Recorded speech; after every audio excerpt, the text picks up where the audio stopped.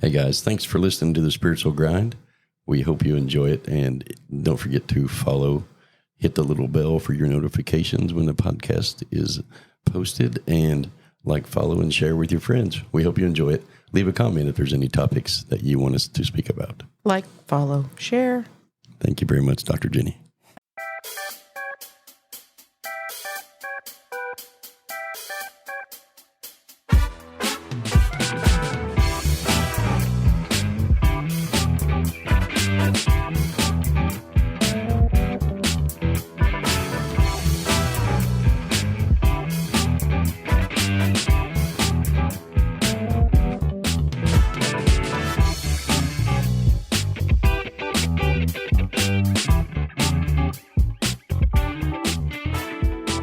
Good morning, everybody. Welcome back to the podcast. We are in studio today again. Good morning. We're trying to bless everybody with our awesome presents. Some might not think that's a blessing. No, I mean presents, like Christmas presents. Oh, a little wordplay. You like that? Pretty Yeah, good, huh? that's clever. So every now and then I can be clever. Every now and then. Every once and again. Yeah. I try. Clever. Not to be Not to be confused with cleaver. what? Cleaver. Clever. Aren't they spelled the same? I have no idea. I don't, maybe not. C-L-E-A-B-E-R. No, it's cleaver and it's clever as C-L-E-V-E-R. Okay. Whew. Vocabulary lesson. Spelling bee lesson. We got it all here for you, folks. Whatever your pleasure is, we've got it. We got it right here. Tune in. You never know. Did you do drama in school, like acting and all that stuff? So I was in drama class. Unfortunately, I was the weird kid that never got picked. Oh, so you were the guy that got to hold the prop? Yeah, I was behind the scenes crap, which never was pleasing because, I wanted an actual role. Yeah. Even in, I can remember in elementary school being at a school and it was about something to do with Christmas, obviously. But for some reason it had onions and green beans instead of getting to be like the main character of Mary or whatever. And I don't know how the green beans played into it. Yeah. But I remember wanting to be like one of the main characters, even if it was just like the donkey. I would have settled for the donkey. Yeah. And for some reason I ended up only getting to be like a green bean. You didn't go to your teacher and say, look, I've been practicing my eos. I did go to my teacher on a couple of occasions, and I don't really even remember what I was told, but I can just remember being disappointed that I only got to be a green bean and not. We did a 4-H play. More. We did a 4-H play when I was in 4-H. And it was a fundraiser play to raise money for seeds, I guess, because we planted this huge garden every year. The city actually gave it to us to plant. And I was Zuko in the Grease play, and I sucked. I forgot my lines like 19 million times. And I have no doubt. And I can only imagine your ad-libbing and what that looked like. It was pretty crazy. I can only imagine. I had everybody laughing, though. I bet you did. Do you ever wonder why they call it drama class? I have never wondered that, no. I have. And what did you come up with? Well, because they call acting. They call movies. But yet when you're growing up, and they call the college where they teach you to act is the College of Arts. It's not drama. Right. But why do they call it drama? I've always wondered. Why not call it highway? Life is a highway. Because it changes all the time, right? Because it's like you're acting and playing different parts, and just like the highway, it's always changing. Food for thought. Not really. No. Not for me. Didn't even tweak a little bit of curiosity. No, it was more like crickets. But hey, you do you, boo. Okay, that's not good. Anyway, so that brings me into the topic of the day. Okay.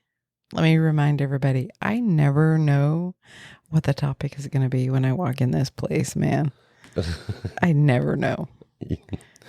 Even when I ask her, He asks, and I say, nope, I'm just open to whatever, and whatever comes up. So I do no prep work. None. I just go to that place, and I just let the information come in. Do. Is that what it sounds like in your head? Sometimes. Yeah, sometimes. So, in drama class, did they teach you how to write screenplays? No. No, that would be literature, wouldn't it? I guess. Maybe. I'm not real sure. Maybe it's advanced drama. Maybe. Not high school drama. Maybe it's a college Maybe level. it's a college level thing. I didn't take it in college. Well, that's actually plays right into my point. Is our life is a great big screenplay that we write. Of course. And it's written by us, but we're never instructed on how to. Nope. And well, so we kind of are. Okay. Whether we choose to listen or not is another story. Okay. And so life is really full of written things that we have put into our reality. Well, you know me, I kind of am a literal. So they're not really written. Yeah. As you would say, written anywhere on like the stone things that Moses had. on the stone tablet where you hammer and chisel it. Or the emerald tablet or on the wall. I guess part of them may be, part of the information may be written on the walls if we could truly tap into the place and the information to be able to decipher. Yeah, that would be kind of cool. It is cool. I mean, we can go see some of it in person. We're going to see the Mayan ruins in March. Yeah. That's going to be fun. Yeah, I think it will be. It'll be. But anyway, so life is a hologram. Life is very much a virtual reality. I will agree with you. That we create. Because, I sometimes wonder, why am I writing my play this way? Okay. And I wonder that as well. You wonder why I write my play that way? I do wonder that. Okay. But I also wonder why I am writing my play this way. Yeah. And I wonder sometimes when peculiar things come across my path, I'm like, okay, why did I put that in there? And what does that mean? And what does that represent? What does that symbolize? So yeah, it happens with me as well.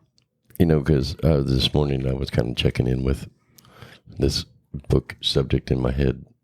And part of that is that we are taught that I guess the best way to put it, our script is already predetermined. Somewhat when we're born and young, and then as we're given. It's predetermined prior to you being born. Contractually. Not really contractually, because you wrote the contract on what you wanted to explore. Experience. Yeah. Okay. So it's not really like a contract that you're held to and that you can't change it. Okay. So anyway, go ahead. It sounds like your cat saying mama at the door. You hear that? She definitely wants in, but she can't have in, man. She's like a tornado in here. She is. I agree. She wants to sit on the buttons. She wants to get all up in the space. Well, she recorded herself for like 7 hours one day. I know. Did you ever listen to that to see what it was? No, I did listen to some of it, but it was just like silence. There was no EVP on it or every anything? Every now and then you could hear the ceiling fan in the living room go tick, tick, tick, tick. That was it. We didn't catch any EVPs or anything? Nothing that I heard. No. Oh, I didn't even get anything on the resonance meter, so. Wow. On there, it was like dead quiet. Like no wonder she comes in here to nap. Yeah, it's quiet, but it's probably because of all the stones. So the topic of today is, life is a hologram or a screenplay, whatever you want to look at it. And what I want to touch on is, how do we manipulate our daily screenplay? Well, I guess I would need more information on what exactly you're asking. Okay, like for example. Because you do manipulate it. Yes. Like for example, You get up, you go to work. I'm just throwing this out there. You have a bad day at work? Yeah. Why did we put that in our daily screenplay? Why can't we go to work and have a positive day every single day? Well, you can. That's what I'm saying. But why are we not always doing that? Because you've made a choice to believe that having that kind of day is going to further your learning and your advancement somehow, some way. And so paying attention to each kind of like scenario, each component of the day, and checking in with that gives opportunity for you to clean it up and look at it differently so that you can have a good day every day. Okay, so if somebody came to you with life as a hologram, what would you say to them? I'd say right on, man. Okay, and so I guess what I'm trying to get out of you is to kind of help describe to people what we always say. We create our own reality. We learn to live within the now. What we put out, we get back. What we think about, we bring about. There's all these phrases. Yeah. That go into daily life and things within the world by which we live in but there's no descriptive way of creating that. All it is you're supposed to just like it. And so I guess what I'm trying to do is distinguish the difference between a religion and a spiritual life and within the play, within our own reality, because in the Bible, if you're talking about religion, it says you trust by faith, not by sight. And so if you have faith, then you can believe that there's a heaven and you're going to go through the pearly gates one day and you're going to get your wings and become an angel and everything's going to be happy and copacetic. Okay.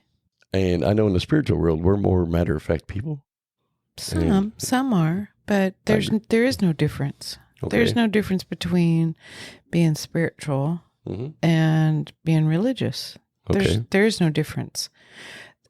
Okay, let me say it this way. There is a difference, and the only difference is the process by which you practice the beliefs around that word or those words. That's the only difference. Okay. Religion believes in a higher power. Mm-hmm. Religion does a type of meditative channeling in some religions, like, the Buddhism. Holy Ghost coming in and, yeah. and doing all of that and accepting God into your heart and all that. 80-year-old women doing handsprings down the aisle. Right. And in spirituality, we meditate to get to that same place. Okay. It's just connecting to, and in spirituality, we call it our higher self because God has so much negative stigma. In religion, they call it God. It still is believing in a concept that is outside of our human vessel, physical thinking mind. So there's not a lot of difference except for the human language words and the definitions of those words that are put to it. Okay. That's really the only difference. And the difference of how each individual goes about their daily practice of connecting to that high vibrational frequency to feel better about their reality. Okay, so in the life as a hologram, we create our own reality. And what is the difference? I mean, nowhere in the Bible did I hear anything ever talked about vibration. Oh, are you sure? Yes. If you read between the lines? Not really. Not that I can remember. Well, I remember, there's things about raising your... I'm very limited on my Bible knowledge. But, for example, having the faith of a mustard seed. Okay. That's teaching us to believe in something that we can't see yet. Okay. And trusting that if we ask, we shall receive. Okay. That we just have to be open to receive. That's That's a frequency. So in comparison, you're saying when people pray to God that I receive healing, it's the same thing as spiritual people setting intentions. Exactly. Okay. They're just using different words. They're asking for their higher aspect of whatever they view it to be to remind them or to show them how to bring about healing or to give them healing. Okay. When we do it, we're asking for the same thing, just in different words. Okay. Show me how to heal my body, or bring me your healing touch, or whatever. The reality of it is that nobody else is. So we'll take the topic of healing. If you come to me, for example, and you want to have help with my energy hands to get rid of some sort of pain area, I am not doing that. Okay. What I am doing is I am tapping into your energy frequency. I am tapping into the higher realm of knowledge. I'm finding out what your frequency is from the natural, healthy template. I am being the conduit of, well, hold on. Let me say that right. I'm being the conduit. Okay. I put the enunciation on the wrong end of the word. Can do it. The can do it. Yeah. I'm being the can do it of the energy frequency to remind you on an energy level, not necessarily on a conscious level, because this can happen for people who are not even awakened. And they think that the healer is the one doing the healing. All that's happening is I'm reminding your cellular structure, your subconscious structure of what that healing base natural state of health is, the frequency. Okay. So that you can tap into that and run that frequency for yourself if you choose to. Okay. And that is with any topic, not just healing. So we can take it and go in the direction of money. Okay. If you're having what you view as a challenging moment with money in your life, and you seek out guidance from a resource, whether it be a human, a book on how to better get your finances in order or whatever, it doesn't matter. You're reaching out to that resource that has the vibrational frequency that will encode or recode or recalibrate your frequency to align with that what you're asking for, that is being guided by your higher self. Okay. Your God, your the energy that is bigger than us, because it knows what frequency you need to match up with in order to release beliefs, patterns, programs, habits, etc., so that you can have a clearer perspective on the topic of, and we'll say money, because that's what we started with kind of. And then you take that frequency and you run that frequency within your reality. Okay.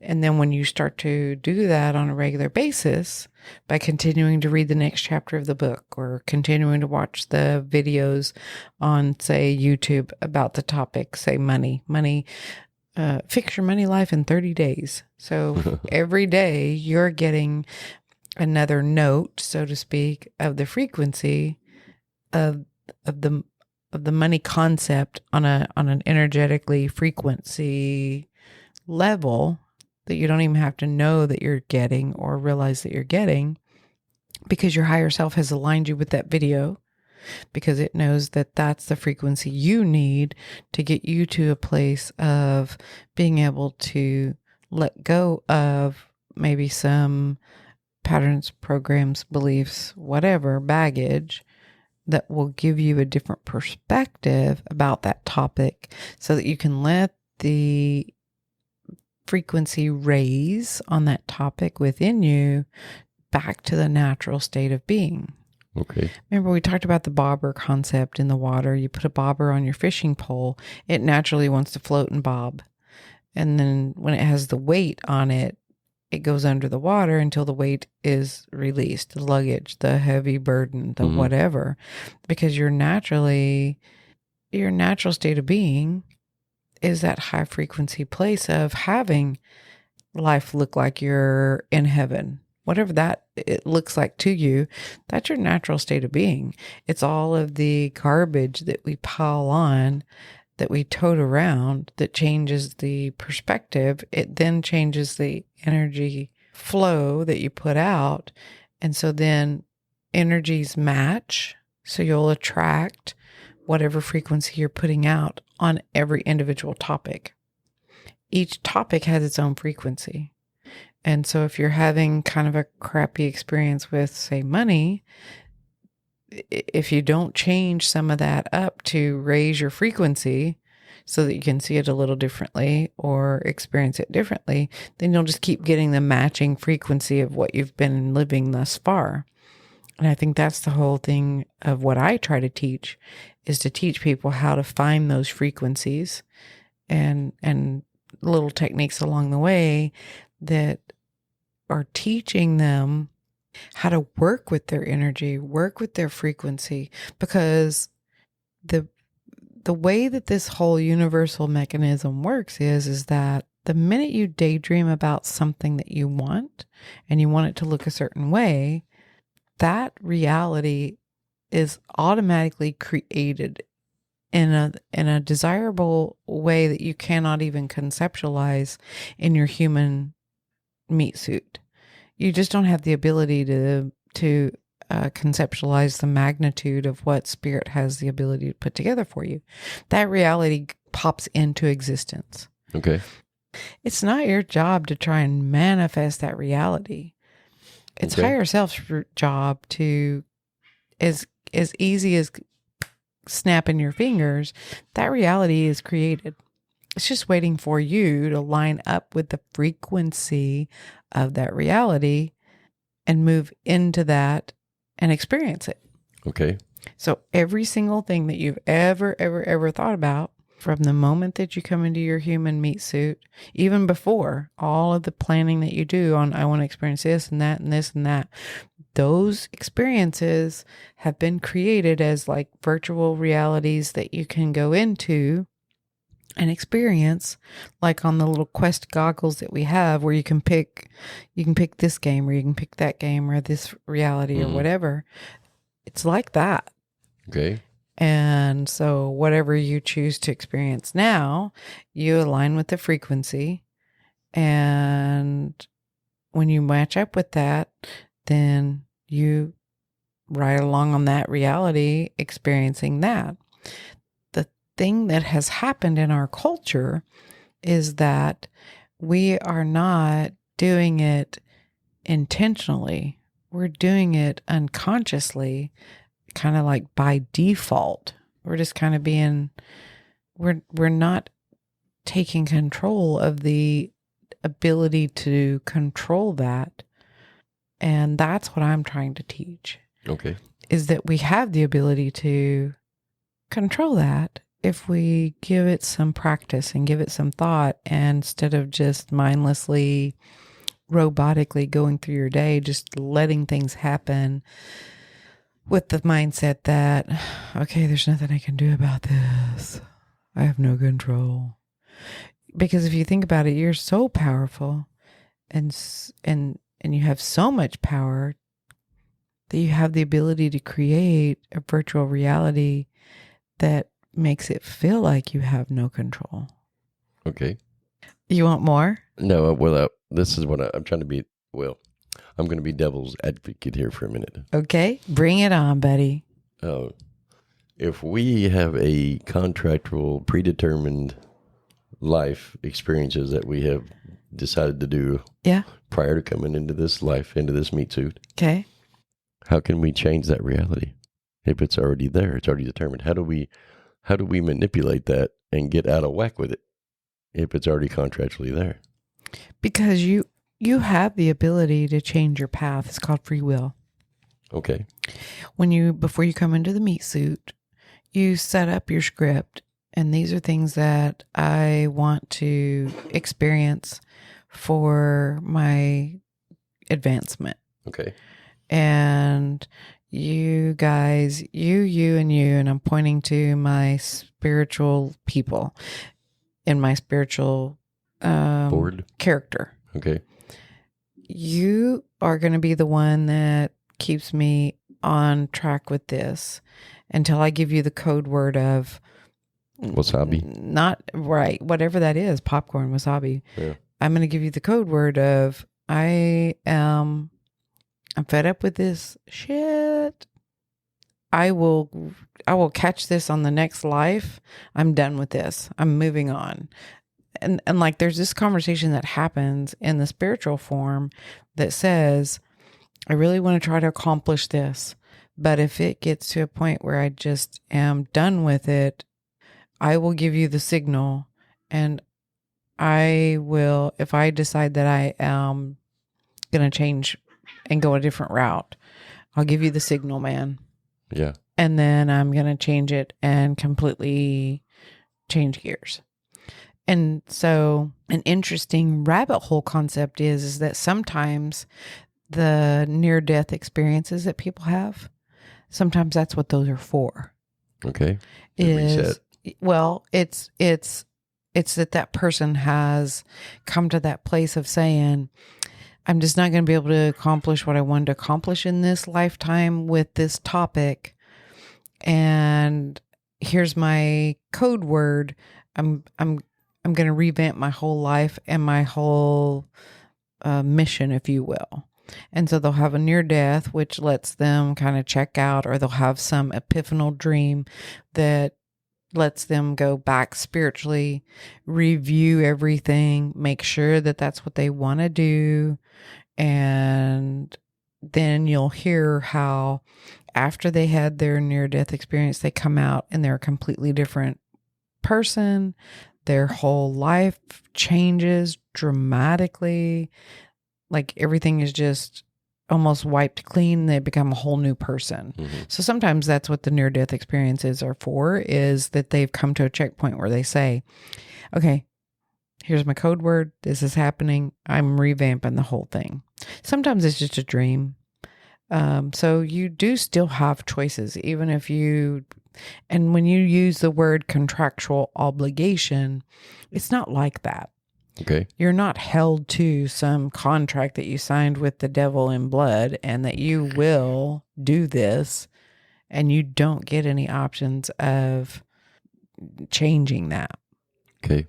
It just is that before you are going to change it, you're taken in to a spiritual state of being, and there's a conversation that's had, and maybe even a mini life review of, okay, are you sure this is what you want? I know it feels very hard humanly, but here, look at this simultaneously. Have a big look at it all the way around and make sure that this is really what you want, because you've set that up.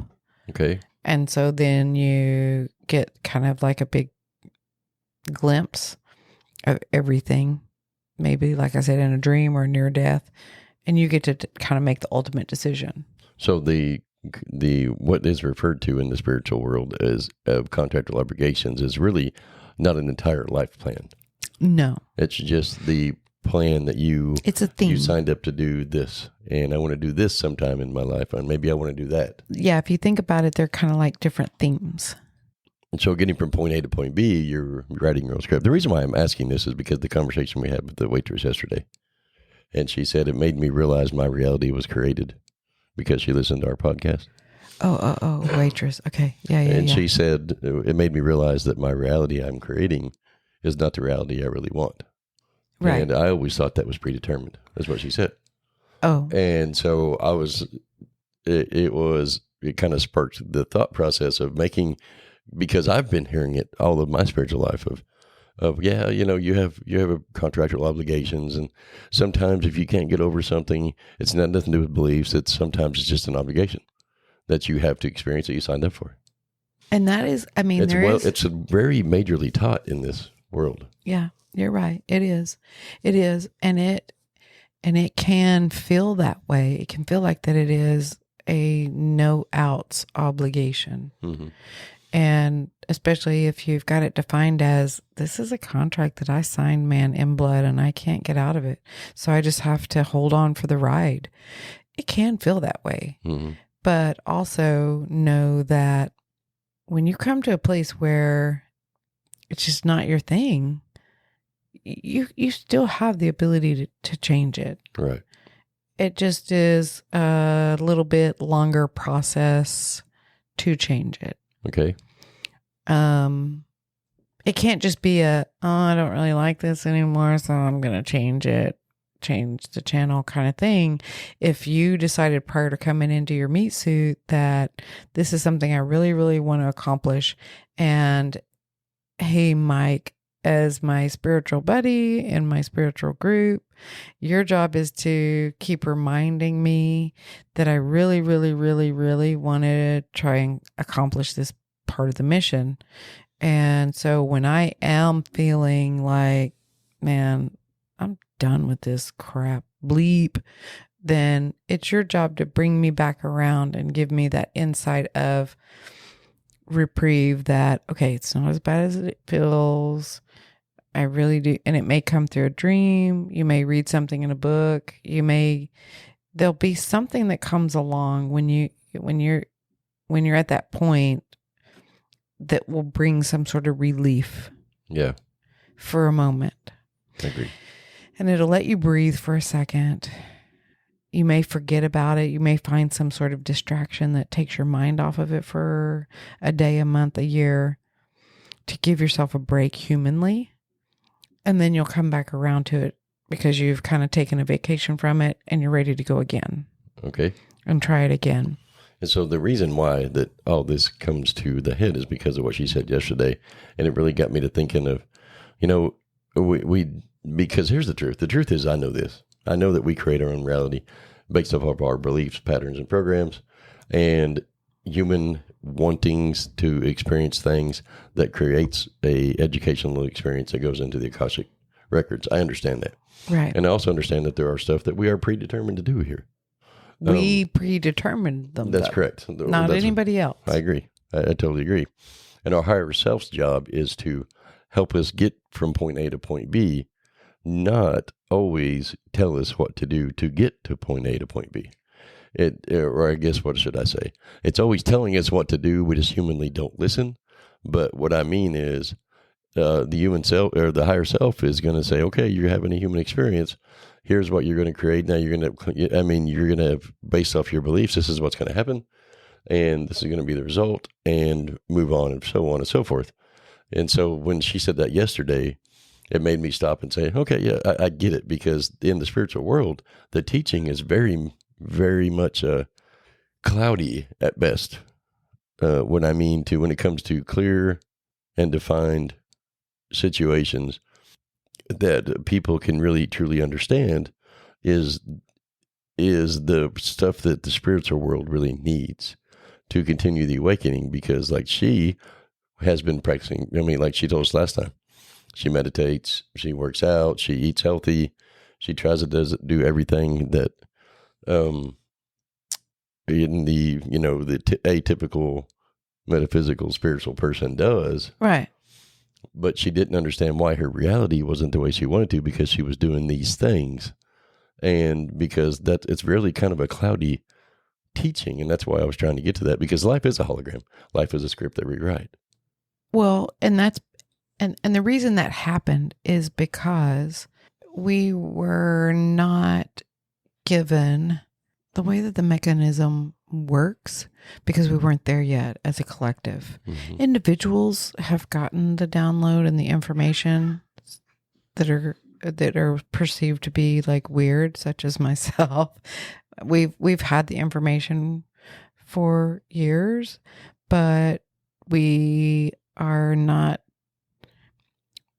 hadn't shared because it wasn't time. Because if you give somebody that kind of information and they're not ready for it, it's not going to hit right anyways. Okay. And everybody is not at the same level of reception, we're not all there yet, because some of us are not necessarily finished experiencing that level of frequency for the whole collective. Well, for the whole organic, visceral experience of whatever we're going through. Okay. And so it's not time. It's not time for that information to come about. So it's not like the information is confused or not out there. It's that people are perceiving it in a manner that's not always beneficial. And so it is time collectively for clarification. That's why there's people such as myself now opening up and trying to have those conversations. Right. Because the majority of people now are ready to really look at the rabbit hole concepts of how everything really works. They weren't ready before. Okay. And they couldn't conceptualize the information. And when we tried to share, we were looked at as though we needed to go in a crazy house and be on lots of medication. And they couldn't, it created, when we did try to share, it was creating in people an overwhelming, traumatic, almost like existential crisis. And that's not what we wanted when we did a test run, when we did kind of like a beta test. Mm-hmm. It was causing people to feel like they were lied to their whole life about religion. And so the frequency, they lost their solid purpose is what. Right. It caused people to kind of like smoke come out of their ears and blitz out for a minute, because this whole life they've been going to confession and thinking that everybody's going to heaven as long as you confess your sins. I mean, there's all sorts of different things that's been taught over the years. And those of us that were trying to share a different way were satanic and, a witch. We were a witch, or whatever those negative names are. We got categorized and boxed, compartmentalized into, you're going to hell and I'm going to pray for you every single day because I don't even know. You need medication. and that just told us that we're going to keep doing our process. We're going to keep receiving the information. It's just not time to fully come out with the whole big steps of the mechanism. Okay. And that's what I am here to do. That's what I want to do, is the collective frequency has raised enough now to where people can start hearing the information when it's given to them. Not everybody by any means. Right. And so that's why there's some confusion. That's why there's some misunderstanding, because when at the time when we first began to give it, like, this stuff has been around forever. 50s, 60s, 70s. I mean, I feel like it really kind of started, we really kind of tested the waters in the 60s and 70s, and they all got looked at like they were, the acid doers and the drugs are making you talk about something weird. Get off those mushrooms. Like, that's what they blamed it on. Yeah. Because people could not conceptualize a multiverse, for God's sakes. They could not conceptualize the parallel realities, for example. But what happened is us metaphysicians put in scientists' lap concepts that were unbelievable enough to spark their mind of, what if? So let me explore that a little deeper. Yeah. And what they began to be shown on their spiritual journey and at their level, once they opened up just a crack to be able to have that thought of, it only takes one. Is there possibly any evidence I can find that proves or disproves this? Even scientists, they are taught to look at both sides of the coin. Yes. If it's this way, possibly, can it be this way, possibly? That's how science works. I mean, placebos, that's what they're for. And so then what happened is somebody grabbed a hold of the quantum theory and started playing with the what ifs that we put out there. And the minute that science could prove some component of that being possibly true, what it did is it shifted the collective and their thought. And what that did was it created a portal, so to speak, of openness to receive additional information. Yeah. That's what happened. There's many things that's happened over the years that shows that there are alternate realities because the metaphysicians have pushed that out there. And what I mean by that is, we can go way back. This Nikola Tesla, in the knowledge that he has on things. Hitler, during the Cold War, was trying to create a time machine that he reverse engineered from some UFO that crashed over there. Right. But at that time, they weren't ready to hear that. They couldn't. I understand. And then the same thing that's happened is the people with all the UFO documents that were released and the people that used to work for the government are now coming out. Yeah. And like I heard a guy say the other day that he worked for the government and they were actually in the process of proving that how these lights, like the ones over New Jersey currently, that keep appearing, are actually dimensional jumping, time traveling things. Of course. Or beings or whatever. And the thought process behind it is now that we have created our reality, we've changed our reality so much over the years. Like one example I just thought of a minute ago was I was taught when in school that a black hole was an absence of all matter. And now they're saying it's the presence of black matter. Right. And so that's just the things that's evoluting. Right. And things that are coming through. And the reality is that we do create individually. Let's bring it back down to us instead of talking about the collectiveness. Okay. Our reality we create. What we think about, we bring about. The energy we put out, we get back. Every minute. And when you walk out in your day and you create an environment that where you are bringing negativity, say, for example, you get up in the morning and your hair don't curl right, or your hair looks stupid and it puts you in a bad mood. And then you walk out and then everybody you're going to see is going to have a bad hairdo and they're going to bring you all their negative energy right back. Does that happen to you? No, I was just coming up with something crazy. I was just curious. My hair, you can't mess up my hair. It falls right in place every time. But just the point behind it is giving people the understanding that, yes, your reality you create, but there are things that you are going to experience because you did decide to do that prior to coming here and going from point A to point B. And how you experience that is how you have advanced and your beliefs behind it. And how you perceive that, how you perceive each instance is up to you as well. Right. And whether you give it a crappy definition that feels like shit, or whether you give it a better definition is also up to you, which then changes your perception of the thing.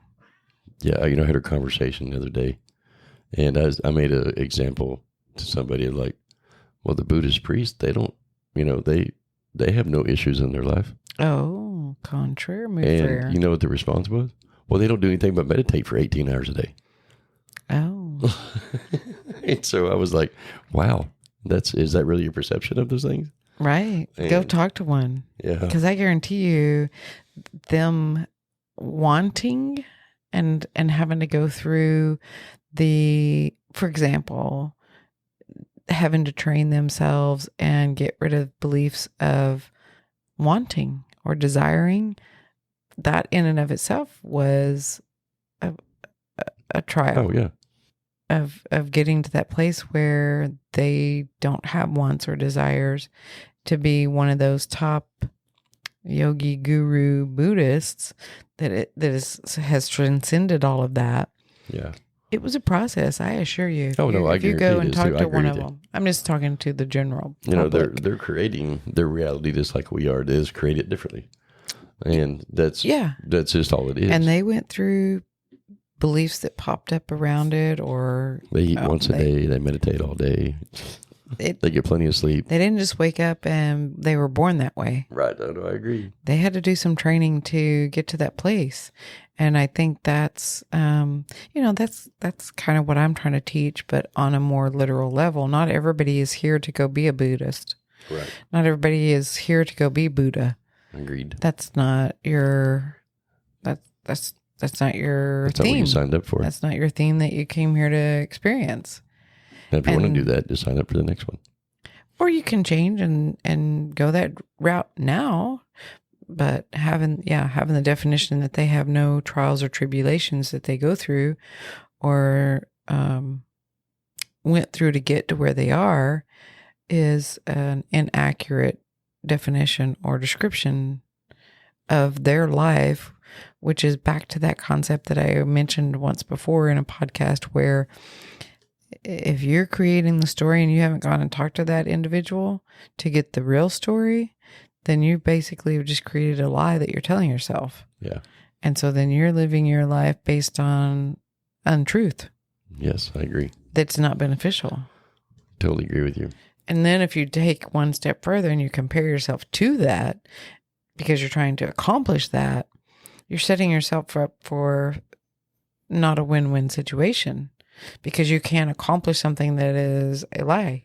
I agree with you. And so here we are in the middle of our life. And what a change that we have seen just throughout our years in the spiritual world of how the collective has changed and everybody is really starting to fall in line, so to speak. Fall in line, I don't even know if that's the proper wording, but open up and awaken, receive information and be more 360 degree minded instead of tunnel vision that we were taught previously. Or just be more open and receptive to those things that we were taught that don't exist. Yes. Like fairies and unicorns and aliens. I like fairies and unicorns. And Sasquatch. The Bigfoot. Bigfoot. And so to clarify to the people that listen to these podcasts, is keep doing what you're doing. Set your positive intentions and work through your beliefs when something negative that doesn't feel good pops up. I think the other thing to remember is that each individual person is in fact that. You're an individual. Right. You have your own process that works for you. When it doesn't work any longer, then tweak it. Yes. There is no set way to do this. Life is a hologram. And there is no set thing that works for everybody. Right. You got to figure out what your process looks like and what works for you based on your template of beliefs, patterns, and programs. And it's going to look different than the person sitting next to you. So trying to do something the way somebody else is doing it is not always going to work for you, and it's not always going to feel right. You've got to allow yourself to make it look like it needs to look for you. Right. I'll use me for an example. I spent many years trying to figure out what church I belong in because church just never felt like my gig. Yeah. And I went to all the different kinds trying to figure out because my one grandma didn't go to church and my father didn't go to church. My other grandmother who shared kind of raising us, we went back and forth, was Assembly of God. Okay. And then my mother was Episcopalian. But she had gone to many different kinds of churches to get to that place. So I didn't really know what I was in my younger days and in my early 20s while I was exploring all this. And so I was like, well, you know what? I'm an adult now. Going to the Assembly of God just never really felt like I didn't understand them. I didn't understand it. Nothing resonated with me. Right. And then we were talking about this the other day. This was after I had the kids. I went to an Easter event at the Episcopalian church with my mom for the first time and took the children. Okay. And if you know anything about that religion, their Easter service is many hours long and you kneel and then stand up and kneel and stand up. And I didn't know that when I took the children. No. And so I only brought a certain amount of Cheerios and a certain amount of sippy cups And fruit because, roll-ups. like the kids were 6 and 3, something like that. And yeah, man, it was a long day. I can imagine. It was a long day. They were, at first it was okay because the standing up and the kneeling down kept them entertained. They thought it was fun. But after a while, and I'm talking like 3 or 4 hours in. My knees hurt, Mom. No, they started getting fussy and nappy and wanting to go to sleep. And we were out of Cheerios, man. We were out of juice boxes. So I went around testing out different religions for myself. Yeah. I went to the Methodist church. I went to all these different churches trying to see what felt right, where it felt like I was supposed to be. Even started studying like Wicca and What? Pica and I don't know, whatever those other ones are called. Witchcraft. Yeah. I mean, I started just kind of Black reading magic. books on all of it. Did you sacrifice chickens? No, I didn't. I didn't do that. I might have if it resonated. Maybe, who knows?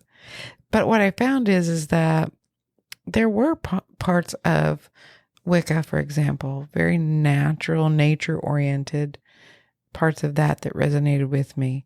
Hindu, there were parts of that were that resonated with me. There were, and so what I did is I kind of just for a while there, I did my own practice at home, taking components from this one and parts and pieces from this one, and I just kind of did my own thing. And so my space, my religious space, I suppose, I made like an altar like they do in Wicca. That was kind of my church space in the corner of my room. But then on that, Buddha, some of those symbolic statues and stuff resonated with me, crystals. And so I just kind of created my own like little religious space there for a while because that felt right. Yeah. In my little corner. And I would go and I would sit in that space and just, I don't know, wait for whatever to happen. Thoughts would sometimes come in, inspirations. Sometimes I just sat there because it felt good. And that was my practice for a good many years because I was kind of exploring what my pattern was. So to bring it back around, what I'm saying is the first thing that has to happen is that everybody has to stop thinking that there is a one size fits all format. Right. When it comes to talking about religion or spirituality. It's a self-devised daily ritual routine that is made a la carte, unique to that person. And that's why all the religions need to just be given open forum to exist, because that person that goes to church every single time the doors are open and reads the Bible and carries the Bible around, that's what works for them. Right. I get it. We're all, when you break it down to the core, we're all honoring a concept that's outside of us. And we're all trying to get through this life in the all most pleasurable way. channeling information. We just use different words to talk about it. Yeah, no, I think it's all the same. I totally agree with you too. And judging other people because they do it a certain way, it's not helpful. It's not beneficial. Yeah, it's not, because all it does is cause more. Or going into strife. it thinking that you have to do it in the ABC format or it doesn't work and you can't transcend or enlighten or thin your veil. Those all just will create limitations. So there are a couple of things that I think that everybody has in common in their religious thoughts and their life thoughts. Is everybody has that voice in their head, which is typically your higher self. Just some people don't hear it clearly and some people don't listen to it. Right. And I think then the other part of it is everybody has a conscious mind to view 360 in their life.